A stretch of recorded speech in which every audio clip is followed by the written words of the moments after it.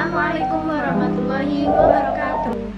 Halo teman-teman semua, Perkenalkan, nama saya Aufi Anastasia. dan saya Rina Salsabila. Kali ini kita akan membahas tentang Sertifikat Bank Indonesia sebagai instrumen kunci stabilitas ekonomi.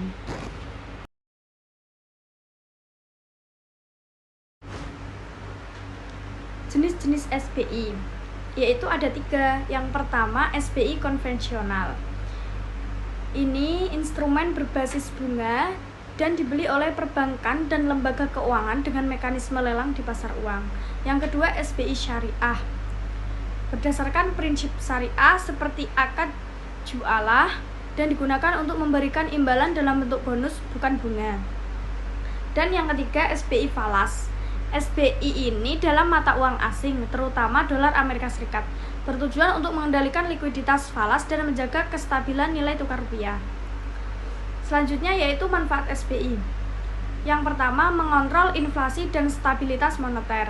Dengan menarik kelebihan likuiditas dari pasar, Bank Indonesia dapat menekan laju inflasi dan menjaga stabilitas harga. Yang kedua, menstabilkan nilai tukar rupiah. SBI, terutama SBI falas, membantu menahan fluktuasi nilai tukar dengan mengurangi tekanan permintaan terhadap mata uang asing. Yang ketiga, sumber investasi jangka pendek bagi bank.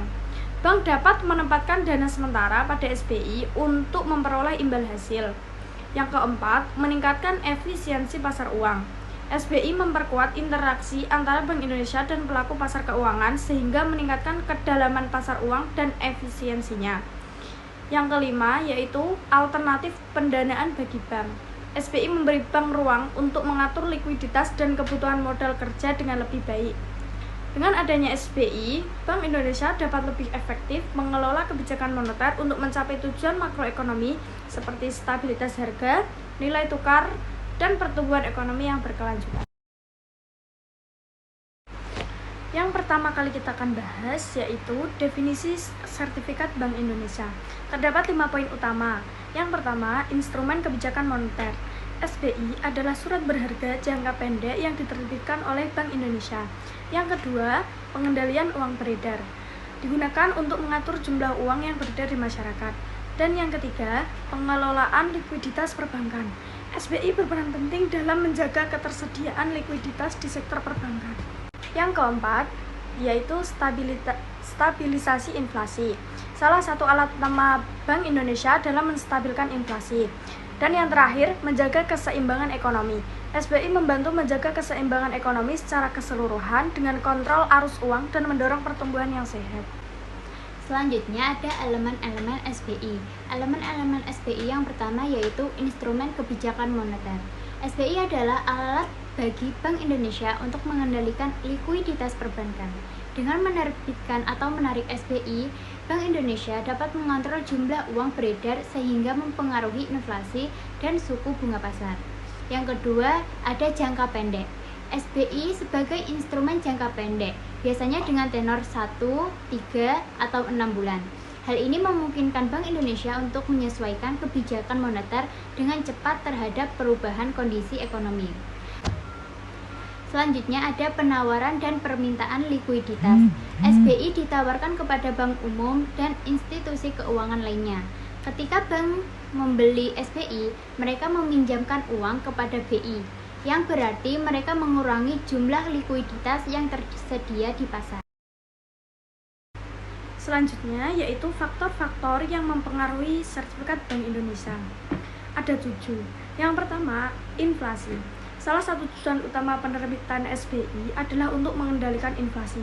Jika inflasi tinggi, Bank Indonesia dapat meningkatkan suku bunga SBI untuk menarik dana dari perbankan dan masyarakat, mengurangi likuiditas, dan menurunkan tekanan inflasi. Yang kedua, suku bunga acuan. Suku bunga SBI sangat dipengaruhi oleh suku bunga acuan yang ditetapkan oleh Bank Indonesia. Ketika suku bunga acuan naik, suku bunga SBI juga cenderung naik dan sebaliknya. Yang ketiga, yaitu kurs rupiah terhadap mata uang asing. Kurs rupiah yang berfluktuasi dapat mempengaruhi keputusan Bank Indonesia dalam mengeluarkan kebijakan moneter, termasuk penerbitan SBI. Nilai tukar yang melemah dapat mendorong Bank Indonesia untuk memperketat likuiditas dengan meningkatkan suku bunga SBI. Yang keempat, yaitu kondisi likuiditas di pasar. Bank Indonesia menggunakan SBI untuk menyerap atau menambah likuiditas di pasar. Jika likuiditas berlebih, Bank Indonesia akan menerbitkan SBI untuk mengurangi jumlah uang yang beredar. Yang kelima, yaitu permintaan dan penawaran uang. Permintaan dan penawaran uang di pasar juga mempengaruhi besaran SBI. Jika permintaan uang tinggi, Bank Indonesia mungkin menyesuaikan tingkat suku bunga SBI untuk menyeimbangkan permintaan tersebut. Yang keenam, kebijakan pemerintah dan regulasi.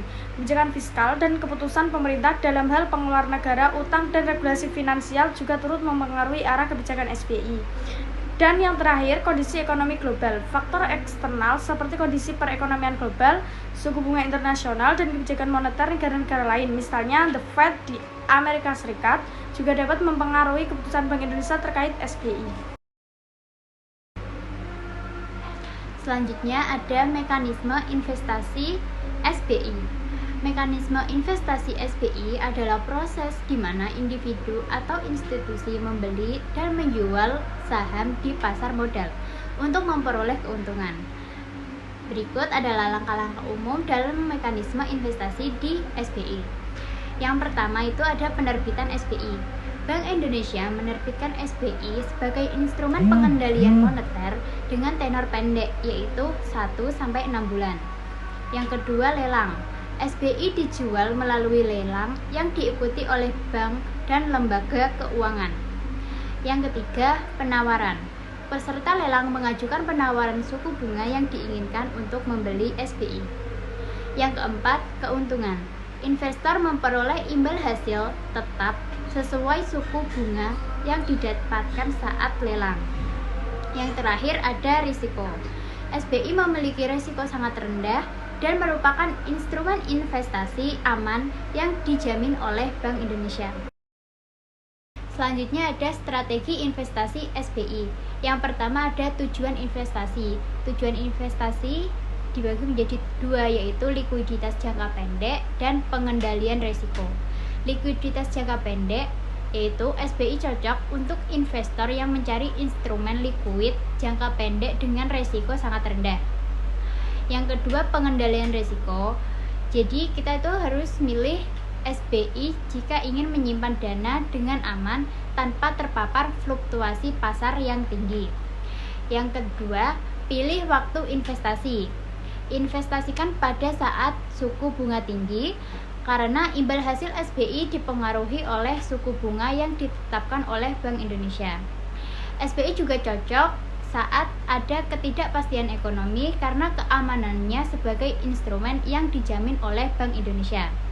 Yang ketiga ada diversifikasi portofolio, yaitu gabungan SBI dengan instrumen investasi lain seperti obligasi atau saham untuk mendapatkan diversifikasi antara risiko dan imbal hasil. Yang keempat, pantau kebijakan moneter BI. SBI sangat dipengaruhi oleh kebijakan suku bunga Bank Indonesia. Pantau perubahan kebijakan moneter untuk menentukan waktu terbaik untuk berinvestasi. Yang kelima, manfaatkan imbal hasil tetap. Jadi, gunakan SBI sebagai alat tempat parkir sementara untuk dana yang belum digunakan dalam investasi jangka panjang, karena imbal hasilnya tetap dan resikonya rendah. Yang keenam, optimalkan pada pasar stabil. Saat pasar keuangan bergejolak, SBI bisa menjadi pilihan strategis karena stabilitasnya.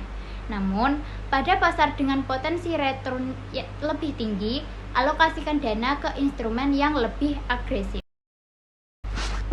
Dan yang terakhir ada kesimpulan. SBI merupakan instrumen investasi yang aman dan liquid, terutama cocok untuk jangka pendek dengan risiko rendah. SBI berfungsi sebagai alat kebijakan moneter Bank Indonesia untuk mengendalikan inflasi dan likuiditas.